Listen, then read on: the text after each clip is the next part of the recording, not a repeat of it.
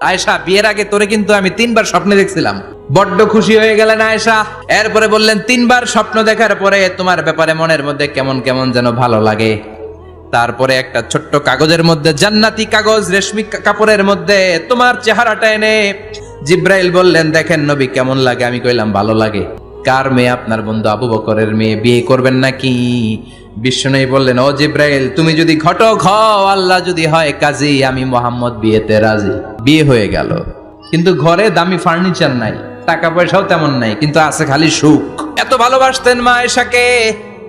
মা আয়েশা গ্লাসের যেই জায়গা দিয়ে পানি খেতেন, বিশ্বনবী ওই জায়গায় মুখ লাগিয়ে পানি খেত।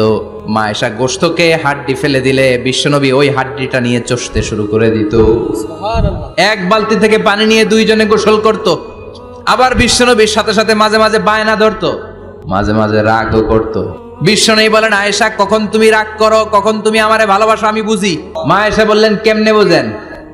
বিশ্বনবী বললেন, যখন তুমি রাগ করো তখন নামাজের পরে দোয়ার মধ্যে বলো, ও ইব্রাহিম আলাইহিস সালামের আল্লাহ, আপনি আমার উপর দয়া করেন।